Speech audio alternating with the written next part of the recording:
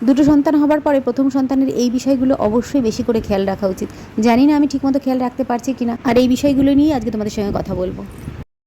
ফোনে alarm set করে রেখেছি 5:15, আর উঠতে উঠতে দেখো 5:40 বেজে গেছে। এই 1 মিনিট পরে উঠছি, এই 2 মিনিট পরে উঠছি, করতে করতে এই দেরিটা হয়ে গেল। হ্যালো বন্ধুরা, আমি লিপি চলে এলাম একটা নতুন ব্লগ নিয়ে। আজ মঙ্গলবার, জুন মাসের 23 তারিখ। আমাদের প্রত্যেক দিনের রুটিন মোটামুটি একরকম হলেও প্রত্যেক দিনটা শুরু কিন্তু একরকমভাবে হয় না। অন্যান্য দিন আমার মেয়েটা একটু দেরি করে ওঠে, আজকে দেখো আমার সঙ্গে সঙ্গে প্রায় উঠে পড়েছে। আমি উঠে বাথরুমে গেছি, ও শুনতে পাচ্ছি ওর আওয়াজ হচ্ছে। তো যাই হোক, ওকে কোলে নিয়ে নিলাম, কোলে নিয়ে বাকি কাজটা সেরে নিলাম। মেয়ের টিফিন রেডি করা, ওর খাবার রেডি করা, এগুলো রেডি করে নিয়ে ইতিমধ্যে আমার মেয়ে উঠে পড়েছে, ওকে খাওয়ানো হয়ে গেছে। ওর বাবা উঠে পড়েছিল, ছোটো মেয়েটাকে কিছুক্ষণ রাখলো, তারপরে ঘুমিয়েও পড়েছেও। এই দেখো বড় মেয়ে এখন স্কুলে বেরিয়ে যাচ্ছে। এখন এই সকালবেলা যখন ছোটো বোন উঠে পড়ে, তখন ওর দিকে অ্যাটেনশন দেওয়াটা একটু দেরি হয়ে যায়। তাড়াহুড়ো করে একটু বকাবকি করেই তাড়াতাড়ি কর করে স্কুলে পাঠিয়ে দিই বটে, কিন্তু তারপরে ভীষণ মন খারাপ হয়।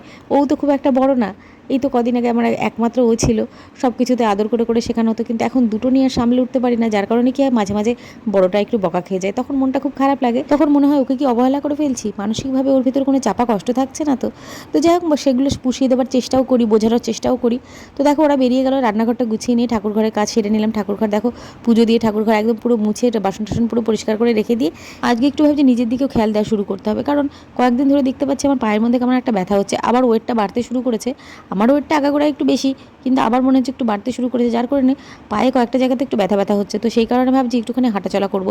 একটু গরম জল খেয়ে নিলাম, খেয়ে নিয়ে এবার একটুখানি কোথায় আর হাঁটবো, ছোটো মেয়েটা যেহেতু ঘুমাচ্ছে, ওকে রেখে আমি ছাদে যেতেও পারবো না। সেই কারণে ভাবছি ঘরের মধ্যে অনেকটা ফাঁকা জায়গা আছে, এখানটা একটু জোরে জোরে পায়চারি করি। মোটামুটি 10-15 পাক দিলেই হয়ে যাবে, তবে দেখা যাক কতক্ষণ মানে হাঁটতে পারি, কারণ আমার ছোটো মেয়েটি যে কোনো মুহূর্তে উঠে পড়বে, কারণ ও একটু আগে দেখলাম নড়াচড়া করছে। আমি দ্বিতীয় সন্তান নেবো কিনা সেই সিদ্ধান্তটা আমি নিয়েছি আমার বড় মেয়ের সঙ্গে কথা বলার পরে। আমি আগে বোঝার চেষ্টা করেছি ওর ভাই বোন আদৌ চায় কিনা। ওর সঙ্গে কথা বলার পর হ্যাঁ, আশেপাশে বাড়ির বাচ্চা কাচ্চা দেখলাম ও বেশ পছন্দ করতো। সেই পছন্দ করা আর নিজের বাড়িতে নিজের জায়গাতে আর একটা ছোটো ভাই বোন থাকবে, সেটা কীভাবে অ্যাকসেপ্ট করবে সেটা কিন্তু বোঝা খুব জরুরি। যখন ওকে বলতাম ভাই বোন চাই কিনা, ও কিন্তু এক বাক্যে বলতো হ্যাঁ আমার বোন চাই। সেটা তো বাচ্চারা বলবেই, মানে যে ধরনের সঙ্গীর সঙ্গে খেলা করতে ওরা পছন্দ করে সেই ধরনেরই চায়। কিন্তু ওকে আমি বলেছিলাম যে সই ভাই বা বোন যেই আসুক, সে কিন্তু তোমার বিছানাতে ঘুমাবে, সে কিন্তু বেশি সময় মায়ের কাছে থাকবে। তখন একটু একটু করে প্রথম দিকে একটু নাহু নাহু করতে করতে আস্তে আস্তে ও রাজি হয়ে গেল সব ব্যাপারগুলোতে। না, একটা বোন ওকে এনে দিতে হবে, এবং সে সমস্ত কিছু মেনে নিল, হ্যাঁ হ্যাঁ ঠিক আছে ঠিক আছে। তারপরে ওকে আমি বোঝালাম যে 4-5 দিন আমি তোমাকে ছাড়া থাকবো, সমস্ত কিছু বুঝিয়ে নিয়ে ওকে মানসিকভাবে প্রিপেয়ার করে নিয়েই তারপরে আমরা কিন্তু এই সেকেন্ড বেবিটাকে নিয়ে এসেছি। তারপরে যার কারণে কী হচ্ছে, ওকে যেহেতু বুঝিয়েছি জিনিসগুলো সহজে অ্যাকসেপ্ট করে নিয়েছে, কান্নাকাটিটা করেনি। তবে হ্যাঁ, মন খারাপ তো অবশ্যই হয়েছে। যখন থেকে আমি প্রেগনেন্ট হয়েছি, আমি অসুস্থ ছিলাম, ওকে খাওয়ানো থেকে পড়ানো সমস্ত কিছু ওর বাবা করতো, আমি কিচ্ছু করতে পারতাম না। সেই সময়টাতে ও একটু আমাকে খুব মিস করতো, আমি বুঝতে পারতাম। কিন্তু ওই যে মা শরীর খারাপ, ও বুঝতো জিনিসটা, ও এসে আমাকে আদর করে দিত, সমস্ত কিছু ওকে ও তো বুঝতো, এবং আমিও আস্তে আস্তে করে আদর করে করে ওকে বোঝাতাম। এই যে ওকে মানসিকভাবে আদর করে করে বোঝাতাম, যাতে কী হতো সিচুয়েশনগুলো খুব সুন্দরভাবে অ্যাকসেপ্ট করে নিয়েছে ও। যেমন আজকে ধরো আমি কী করেছি, ও যেহেতু সকালবেলা একটু বকেছি ওকে, কারণ স্কুলে যাওয়ার সময় একটু তাড়াতাড়ি করতে হবে, সেই সময় একটু ধীরে ধীরে করছিল, সেই কারণে মনটা খারাপ লাগছিল। তো লাকিলি কী হয়েছে, ওর বাবা ওর জন্য একটা পার্সেল অর্ডার করেছিল, একটা খেলনা, যেটা ওর বাবাকে বলেছিল সেটা অর্ডার করেছে, সেটাই আজকে এসছে। সেটাকে আমি ওকে দেবো, কিন্তু সরাসরি এর হাতে দেবো না। ও যেভাবে পছন্দ করে সেরকমভাবে ছোটো ছোটো চিট করে বিভিন্ন জায়গায় রেখে দিয়ে সেটাতে খুব আনন্দ পায় ও। এইভাবে ওকে একটু একটু করে আমি স্পেশাল ফিল করানোর চেষ্টা করি, যে বোন এসেছে বলে যে তোমার গুরুত্ব কমে গেছে বা তোমার ভালোবাসা কমে গেছে তা কিন্তু নয়, তুমি ততটাই ইম্পর্ট্যান্ট আমাদের কাছে। তো এরকমভাবে আমি সাজিয়ে রেখেছি। এবার আসার পরে ওকে দেখো কী করছে, ও তো নর্মালি চলে এসে এবার ও তো জানে না যে ওর জন্য একটা এরকম পার্সেল রাখা রয়েছে, ওই জামা কাপড় চেঞ্জ করছে। এইরকমভাবে আমি ওকে আগেও দিয়েছি গিফট, একটা সরাসরি তো দিয়ে দেওয়াই যায় হাতে, কিন্তু দেখো ওই যে চিটগুলো পড়ছে, আর ওর খুশিটা দেখো, ও ভীষণ পছন্দ করে এইভাবে। ওকে যদি কোনো জিনিস দেওয়া হয়, কোনো সারপ্রাইজ থাকলে পরেই ও বলে মা এরকম তুমি আমাকে চিঠি লিখে লিখে দেবে, আমি খুঁজে খুঁজে বার করব যে কোথায় আছে গিফটটা। এই দেখো সমস্ত চিটগুলো খুঁজে খুঁজে বার করছে। তো এইভাবে এই যে সিচুয়েশনগুলো তো হয়, এই যেমন আজকাল সন্ধ্যেবেলা আমি ওকে পড়াতে বসাতে পারি না ঠিক করে, কারণ ছোটো বাচ্চাটা মানে ছোটো মেয়েটা এত বিরক্ত করে, এত কান্নাকাটি করে, যাতে কি হয় ও হয়তো পড়তে বসে কিছু জিজ্ঞাসা করছে আমাকে। এই দেখো এইটা অর্ডার করেছিল, একটা ম্যাজিক সেট, এরকম বইতে সব ইনস্ট্রাকশান দেওয়া রয়েছে কীভাবে ম্যাজিক দেখাতে হবে। তো ওইটা ওর বাবাকে বলেছিল, তোর বাবা অর্ডার করেছিল, সেটা চলে এসেছে। আর আচ্ছা আচ্ছা, এইটা আমি না হাতে করে বানিয়েছি আমাদের রান্নাঘরের হাঁড়ি ধরার জন্য, এইরকম করে ছোটো তোয়ালে টাইপের বানিয়েছি।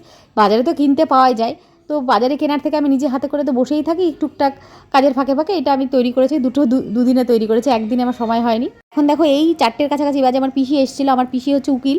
পিসির একটা জিনিস আমার কাছে ছিল, পিসি সেদিন আমাদের বাড়িতে এসেছিলো, ফেলে গেছিলো। তো সেটা পিসি কোর্ট থেকে সরাসরি আমার বাড়িতে এসছে, এসে ওটা নিয়ে চলে গেলো, বসলো না, বললো বাড়িতে যাবো, ঠাকুমা রয়েছে। আর ঠাকুমা অসুস্থ, আমার ঠাকুমা সেখানে একজন আছেন, দেখাশোনা করেন। তো পিসি যাবে, তারপরে তাকে ছেড়ে দেওয়া হবে, ছুটির টাইম হয়ে যাবে তার। সেই জন্য পিসি দেরি করলো না, তাড়াহুড়ো করে চলে গেলো। আর সন্ধ্যেবেলায় আমি এখন চলে এসেছি ঠাকুর ঘরে সন্ধ্যা দিতে। তো এইভাবেই একটা বাচ্চা হওয়ার পরে এইভাবেই প্রথম বাচ্চাকে আগে থেকেই কিন্তু মানসিকভাবে তৈরি করে নিতে হয়। আর ওদের সবসময় আমরা বকাবকি করি, আমিও মাঝে মাঝে ধৈর্য হারিয়ে ফেলি, বড়টাকেই বকে ফেলি। কিন্তু সেই জায়গাগুলোটা একটু খেয়াল করে আমাদের চলতে হয়। আমাদের বিশেষ করে আমাদের মাদের কাছ থেকে বকাটা না ওদেরকে বেশি মন খারাপ করিয়ে দেয়। তো আর সন্ধ্যেবেলাতে মেয়ের আর মেয়ের বাবার ইচ্ছা হয়েছে ওরা চাউমিন খাবে। আর আমি বলে রেখেছিলাম যে একটা ফিশ ফ্রাই নিয়ে আসতে, আমাদের এখানে একটা দোকান থেকে ফিশ ফ্রাই নিয়ে এসে, যে রেডি টু ফ্রাই, মানে ফ্রাই করা ফিশ ফ্রাই না কিন্তু, মানে ফ্রাই করার মতো করে পুরো রেডি করে দেয়, বাড়িতে এনে আমরা ফ্রেশ তেল দিয়ে ভেজে নিই।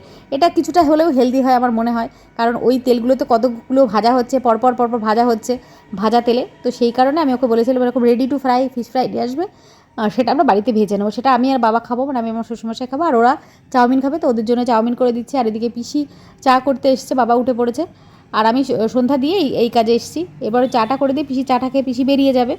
আর এই দেখো ওদের চাউমিন করে দেওয়া হয়ে গেছে, একদম পুরো যেরকম আমরা করি, আমাদের মারা করে দিত ঘরোয়া চাউমিন যেটা।